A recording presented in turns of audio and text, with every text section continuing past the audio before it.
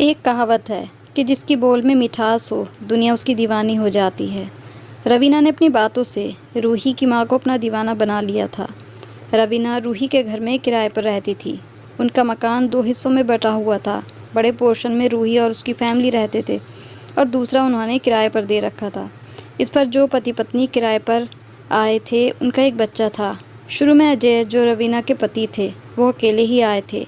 अधेड़ उम्र के आदमी थे। हफ्ते में 2 दिन उनको अलीगढ़ आना होता था, इसीलिए रहने की जगह की ज़रूरत रहती थी, तो उन्होंने रूही का घर किराए पर ले लिया।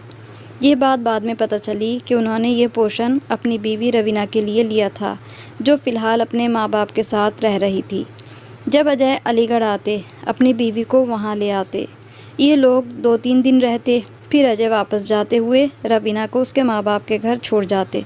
कुछ दिनों तक यही चलता रहा। जैसे जैसे वक्त गुजरा, रूही के परिवार की जान पहचान उस अनोखे जोड़े से बढ़ती गई। पता चला ये उनकी दूसरी बीवी है और ये उनकी लव मैरिज थी। मिडिल क्लास फैमिली की ये लड़की अच्छी सूरत की थी। जब यह जोड़ा रूही के मकान में रहने के लिए आता तो बच्चा उनके साथ होता, जो 4-5 साल का था। फिर 1-1.5 साल के बाद वह परमानेंट रूही के मकान में रहने लगी और बच्चे को पास के स्कूल में एडमिशन भी करा दिया। अपने मकान का जो हिस्सा रूही की माँ ने अजय और उसकी फैमिली को किराए पर दिया था, उसका एक दरवाज़ा उनके एक कमरे में भी खुलता था, जो कमरा उन्होंने किराए पर नहीं दिया था। इस कमरे में उनका सामान रखा हुआ था। होना तो ये चाहिए था कि रूही की माँ इस कमरे को बंद कर देती, लेकिन जब रवीना यहीं रहने लगी तो उनकी आसानी के लिए रूही की माँ ने वह दरवाज़ा बंद नहीं किया, ताकि उसे अकेलापन महसूस ना हो और बाहर आने जाने में आसानी हो। अब वह अपने कमरे से उस कमरे में दाखिल होकर इस रास्ते से आ जा सकती थी, जो रूही का भी रास्ता था। रवीना ने सहूलियत का फ़ायदा उठाया और बेधड़क आने जाने लगी। उसने अपनी तरफ के दरवाजे से आना जाना बंद कर दिया, वरना बाहर जाने के लिए उसे सारे घर का चक्कर काटना पड़ता। यही नहीं, वह बेधड़क जब चाहती रूही के घर में आ जाती, कभी फ़ोन के बहाने, कभी किसी और बहाने। वह उनकी प्राइवेसी को भी नहीं देखती थी। धीरे धीरे रूही और उसकी माँ को ये महसूस करवाने की कोशिश करती कि उसे उन लोगों से बहुत हमदर्दी है और वह उनके ही घर की एक मेंबर की तरह है। क्योंकि वह अकेली रहती थी तो रूही की माँ भी उसके साथ बातें कर लेती थी। कहती थी कि जब आदमी मजबूर होता है तभी लोगों का साथ ढूंढता है। इसके बदले में रवीना रूही की माँ का ख्याल रखती, उनके काम में हाथ बटा देती और हर तरह से उन्हें सुख पहुँचाने की कोशिश करती। जबकि रूही तो सुबह ही पढ़ाई के सिलसिले में घर से चली जाती थी। पीछे रूही की माँ और रवीना ही घर पर रह जाते। इस तरह ये औरत रूही के घर वालों के दिल में अपने लिए जगह बनाने में कामयाब हो गई। रूही के माँ बाप तो उस पर पूरी तरह भरोसा करने लगे थे, यहाँ तक कि कभी कहीं चले जाते तो सारा घर बंद कर देते, लेकिन उस कमरे में खुलने वाला दरवाज़ा बंद ना करते। उनका घर उसकी तरफ से खुला रहता था। किसी ने इस बात पर ध्यान नहीं दिया कि दरवाजे को भी बंद कर देना चाहिए। एक बार बिजली के काम के लिए एक इलेक्ट्रिशियन को बुलाना पड़ा। 2-3 दिन का काम था, वायरिंग बदलवानी थी। इस दौरान एक अजीब हादसा हुआ। रूही का लैपटॉप, जो बिल्कुल नया था, जिसकी पैकिंग भी अभी तक खोली नहीं गई थी, वह गायब हो गया। वह लैपटॉप रवीना के साथ वाले कमरे में रखा हुआ था। रूही की माँ जब किसी काम से उस कमरे में आई तो उन्होंने देखा कि टेबल से लैपटॉप वाला डब्बा गायब है। रूही के पापा को जब ये पता चला, उन्होंने घर में सभी से पूछा। सभी ने कहा कि मुझे नहीं पता। ऐसे हादसे पर सबसे पहले ध्यान बाहर के आदमी की तरफ जाता है। सबको लगा कि वह इलेक्ट्रिशियन ही हो सकता है, क्योंकि उसके सिवा और कोई हमारे घर नहीं आया था। सभी घर वालों के सामने वह बिजली ठीक करने वाले सामान का थैला साथ लाया था और 3 दिन तक हर कमरे में जाकर काम किया था। इसी दौरान रूही के दिल में ख़याल आया कि यह काम रवीना भी तो कर सकती है। वह इस कमरे से गुज़रती रहती है। एक बात जो रूही ने नोटिस की कि पहले ऐसा कभी नहीं होता था कि वह बाहर जाए तो अपने किसी के कमरे की लाइट जल्दी छोड़ जाए। हमेशा वह स्विच ऑफ करके जाती थी, मगर इन दिनों वह घर में मौजूद होती या ना होती, उसके कमरे की लाइट जलती रहती। एक दिन वह बाहर से लौट रही थी, तब रूही रास्ते में खड़ी थी। रूही ने वैसे ही पूछ लिया कि क्या आप बाहर जाते हुए कमरे की लाइट जलती हुई छोड़ गई थी? वह बोली, नहीं नहीं। मगर जब से इलेक्ट्रीशियन नई फिटिंग करके गया है, स्विच में जाने क्या दिक्कत हो गई है कि कभी कभी ट्यूबलाइट खुद वापस जल जाती है। रूही की माँ ने इलेक्ट्रीशियन को बुलाकर कहा कि स्विच को ठीक कर दो, देखो इसमें क्या ख़राबी रह गई है। उसने चेक किया तो स्विच बिल्कुल ठीक था और ट्यूबलाइट भी ठीक थी। रूही ने सोचा कि रवीना ने 2 बार बाहर जाते हुए हमें जताने की कोशिश की कि जैसे वह कमरे में मौजूद है, तभी लाइट जल रही है। इधर उधर के पड़ोसियों को भी पता चल गया कि इलेक्ट्रीशियन आया था, तब से ही हमारा लैपटॉप गायब हुआ है। उनके पड़ोस में रहने वाले राजेश अंकल को जब रूही के पापा की ज़बानी ये पता चला तो कहने लगे, 5 दिन पहले जब दोपहर के वक्त तुम्हारे घर से तुम्हारी किराएदार निकली थी, उसके हाथ में एक बड़ा सा बैग था। कोई चौकोर सी चीज़ हो सकती थी, जैसे लैपटॉप का डब्बा। वह औरत जल्दी में लग रही थी। थोड़ी दूर एक गाड़ी खड़ी थी, वह तेज़ तेज़ कदम उठाती हुई उसमें जाकर बैठ गई और गाड़ी चली गई। मैंने उस औरत की चाल से कुछ जल्दबाजी का अंदाज़ा किया था, जिस तरह कोई गलत काम करता है। उस वक्त मैं सामने वाले जनरल स्टोर पर बैठा हुआ था। उन्होंने रूही के पापा को सलाह दी कि आप चोरी की रिपोर्ट लिखवा दीजिए और उस औरत का नाम ज़रूर लिखवाइए। उस इलेक्ट्रीशियन को बरसों से मोहल्ले के घरों पर बुलाया गया था। उसके बारे में आज तक चोरी की शिकायत किसी ने नहीं की थी। बहरहाल किसी इंसान का भरोसा नहीं, कल को यही वारदात बड़े पैमाने पर भी हो सकती है। रूही के पापा शायद ये बात पुलिस तक ना ले जाते, लेकिन उनके समझाने पर उन्होंने चोरी की रिपोर्ट थाने में कर दी। पुलिस वाले आए, पूरे घर को देखा और ऐसे लोगों के नाम मांगे जिन पर शक हो सकता था। नाम दे दिए गए, जिनमें इलेक्ट्रीशियन और रवीना का नाम भी शामिल था। उन सब से पूछताछ हुई, चोरी फिर भी ना पकड़ी जा सकी। तब पुलिस का ख्याल था कि घर में ही कोई है। इस हादसे के बाद माँ ने रवीना के कमरे का वह दरवाज़ा जो उनके घर के अंदर खुलता था बंद कर दिया, जिससे उसका हर वक्त रूही के घर में आना जाना तो ख़त्म हो गया। इससे रवीना भी सतर्क हो गई।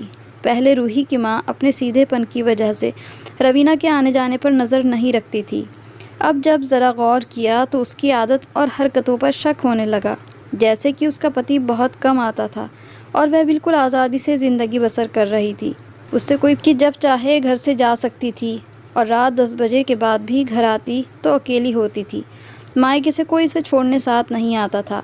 रवीना का पति अजय अपनी पहली बीवी और परिवार की परेशानियों में ही फंसा रहता था। वहाँ उसकी प्रॉपर्टी थी। दूसरी औरत को उसकी गैर मौजूदगी ने पूरी आज़ादी दे रखी थी। रवीना मर्दों से बात करने में कोई झिझक महसूस नहीं करती थी। उसका अंदाज़ बहुत मिठास भरा होता था, जो अकेली रहने वाली औरत के लिए अच्छी बात नहीं होती। 1-2 महीने गुजरे होंगे कि रवीना रूही की माँ के पास रोती हुई आई। कहने लगी, मौसी, अजय से शादी करके मैं बहुत पछता रही हूँ। भला ये भी कोई ज़िंदगी है? वह तो अपनी पहली बीवी और 3 बच्चों के साथ खुश रहता है और मैं उसके इंतज़ार में अकेली सुलगती रहती हूँ। इस बार वह 3 हफ्तों बाद आया है।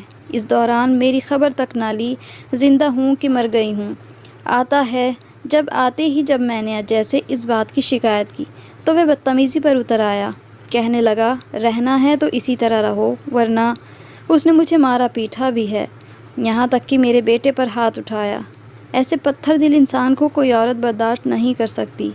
माँ आखिर औरत थी। रवीना को रोते देखकर उसके साथ हमदर्दी जताने लगी और कहा, अजय का दिमाग ख़राब हो गया है कि बच्चे को भी मारा है।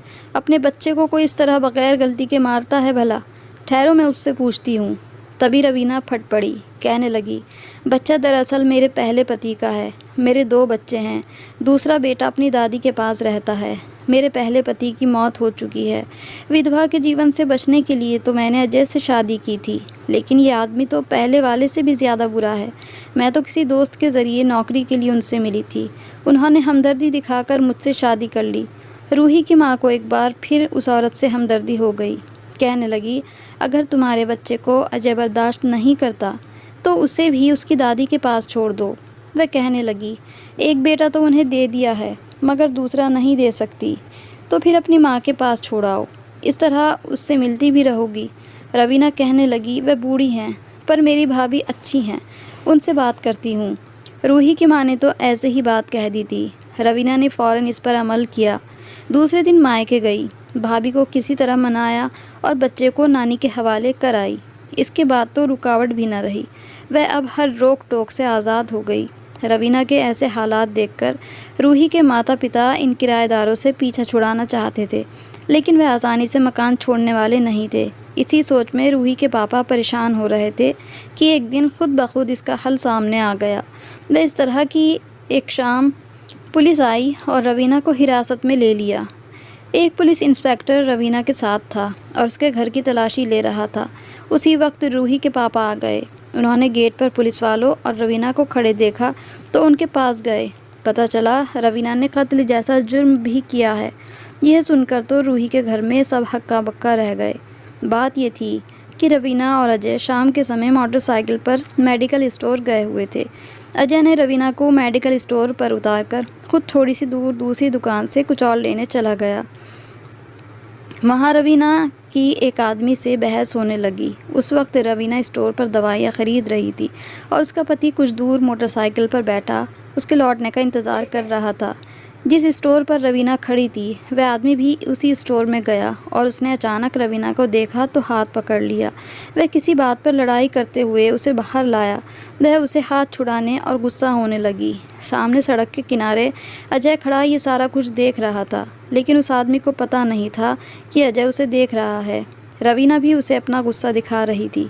आदमी कह रहा था कि थोड़ी देर ठहर, मेरी बात सुन लो, मगर वह उसकी बात नहीं सुनना चाह रही थी। पर जब जिद करने वाला उसके पीछे आने लगा, वह दौड़कर सड़क तक गई और मोटरसाइकिल पर बैठकर अजय ने यह सोचकर मोटरसाइकिल चला दी कि सड़क पर तमाशा ना बने।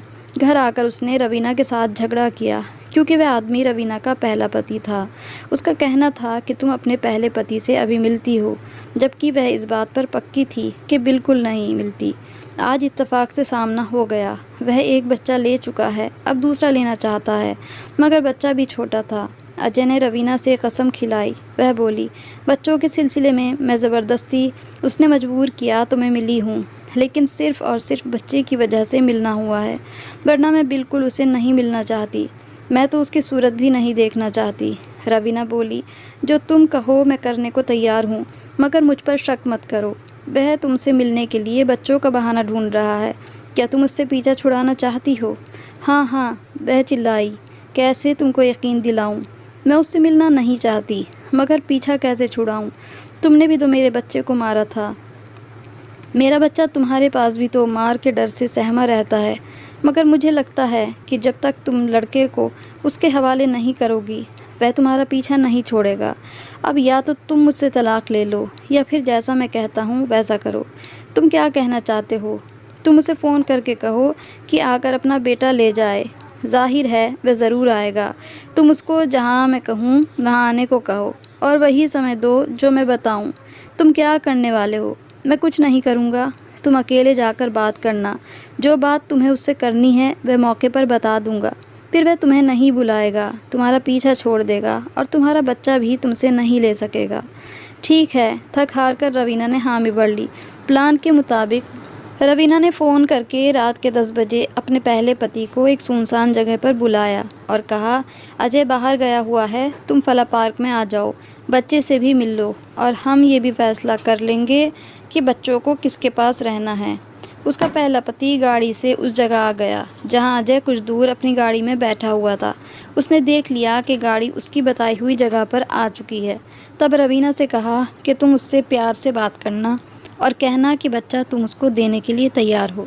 बस शर्त यह है कि वह तुमसे उससे हर 1 महीने बाद मिलने के लिए लेकर आएगा, बल्कि दोनों बच्चों को मिलने देगा, तो तुम दूसरा बेटा भी उसके हवाले कर दोगी और ये कार्यवाही किसी वकील और अदालत में होगी। ज़रूर वह इस पर राज़ी हो जाएगा अगर उसे वाकई दूसरा बेटा चाहिए। इस दौरान तुम उसकी खातिर भी करना। उसने कुछ खाने पीने की चीज़ रवीना को दी थी और एक कोल्ड ड्रिंक की बोतल भी कहा कि तुम ये कोल्ड ड्रिंक मत पीना। रवीना ने ऐसा ही किया जैसे अनिल ने बताया। वह अपने पहले पति की गाड़ी की तरफ गई। अनिल की गाड़ी अंधेरे में पेड़ों की आड़ में छुपी हुई थी। पहला पति गाड़ी सड़क के किनारे खड़ी किए था। रवीना उसकी गाड़ी में बैठ गई। किसी रेस्टोरेंट में चलें, उसके पहले पति ने कहा।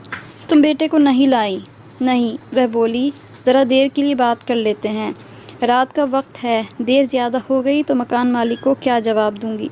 वह गेट भी नहीं खोलेगा। मैं कुछ खाने पीने के लिए लाई हूँ, कुछ खा लेते हैं और बात भी कर लेते हैं। इस तरह से बात शुरू की और दोनों डब्बे खोल दिए जिसमें स्नैक्स वगैरह थे, और वह उसके साथ खाए जा रही थी और बात भी करती जा रही थी। इस दौरान कोल्ड ड्रिंक की बोतल खोली और 2 गिलास में डालकर खुद झूठी गिलास होठों पर लगाते हुए दूसरा उसके हवाले किया। उस आदमी ने बगैर सोचे कि रवीना उसे जहर भी दे सकती है, उसने पी लिया, क्योंकि वह शायद ही सोच भी नहीं सकता था कि औरत मेरी जान लेने आई है। पुलिस को जो बयान रवीना ने दिए उसमें यही कहा कि उसे खुद भी पता नहीं था कि कोल्ड ड्रिंक में जहर मिलाया गया है, लेकिन पुलिस ने इस बयान को इस वजह से रद्द कर दिया कि खुद इस औरत ने वह कोल्ड ड्रिंक नहीं पी थी और देर होने का बहाना करके गाड़ी से उस वक्त उतर गई थी जब उसके पहले पति की तबीयत ख़राब हो रही थी और गला बंद हो जाने से सांस रुकने लगी थी। वह गाड़ी चलाने के भी काबिल ना रहा था, जबकि उसे रवीना ने कहा था कि तुम वापसी में मुझे घर से ज़रा दूर उतार देना। वह उतरते ही दौड़ते हुए अजय की गाड़ी में आ गई। उसने हमारे घर के गेट पर लाकर उतारा। उस वक्त रात का 1 बज गया था। अजय ने रूही के घर वालों से कहा कि हम किसी फंक्शन में गए थे, मैं अब बरेली के लिए रवाना हो रहा हूँ, आप गेट बंद कर दें। रूही के पापा ने गेट बंद करके ताला लगा लिया और रवीना अपने कमरे में चली गई। इस हादसे के 5 महीने बाद एक शाम को पुलिस आ गई और उसे हिरासत में ले लिया। हुआ ये कि अपनी पत्नी को रूही के घर के गेट पर उतारकर अजय दोबारा उसी जगह वापस गया जहां रवीना का पहला पति की गाड़ी खड़ी थी। अजय इस बार अपने साथ एक वफादार को भी ले गया था।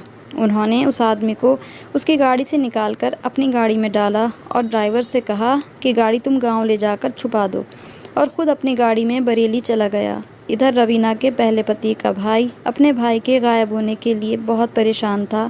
वह अपने शहर से पता करने अलीगढ़ आया कि एक दिन इत्तफाक से उसका गुज़र जिस रास्ते से हुआ वहाँ उसने अपने भाई की गाड़ी खड़ी देखी, मगर उसकी नंबर प्लेट बदली हुई थी। लेकिन इस बदली हुई नंबर प्लेट से ही उसे शक हुआ कि यह प्लेट और प्लेटों जैसी नहीं है। एक दिन उसने गाड़ी का पीछा किया और रूही के घर तक पहुँच गया। भाई की गुमशुदगी की रिपोर्ट पहले ही दर्ज हो चुकी थी। उसके भाई ने गाड़ी के बारे में पुलिस को खबर दे दी और उस गाड़ी में ही उस वक्त अजय रूही के घर आया था। रवीना और अजय की गिरफ्तारी हो गई। इन लोगों ने समझा था कि 5 महीने गुजर गए हैं, अब मामला ख़त्म हो गया है। अजय की गलती ये थी कि उसने गाड़ी निकाली और उसे अपने आने जाने के लिए पहली बार इस्तेमाल किया था और पकड़ा गया। पुलिस वालों ने थोड़ी सी पूछताछ रूही के पापा से भी की, मगर उनका पीछा छूट गया। रवीना और अजय के साथ वही कुछ हुआ जो ऐसे केस में मुजरिमों के साथ होता है। अपनी तरह की ये अजीब कहानी है। पता नहीं कि रवीना ने अजय के साथ मिलकर यह प्लान बनाया था ताकि वह उसे तलाक न दे, या फिर वाकई वह अपने बेटे को पहले पति के हवाले नहीं करना चाहती थी और तभी उसने अजय के कहने पर उसका साथ दिया। ये भी हो सकता है कि वह दूसरे पति के साथ रहती हो मगर उससे छुपकर पहले पति से मिलती हो। इसी वजह से अजय उसे सज़ा देना चाहता था। कहते हैं कि दिल के राज तो भगवान ही जानता है, मगर हर इंसान को किसी न किसी दिन अपने किए की सज़ा ज़रूर मिलती है। तो दोस्तों, इस कहानी को लेकर आपकी क्या राय है, कमेंट बॉक्स में बताइएगा ज़रूर। और अगर कहानी अच्छी लगी हो तो इसको लाइक ज़रूर कीजिएगा, शेयर ज़रूर कर दीजिएगा, और मेरे चैनल पर नए हैं तो इसको सब्सक्राइब भी ज़रूर कर लें। ऐसी ही कहानियों के साथ फिर मिलेंगे, तब तक के लिए take care, good bye and thanks for watching.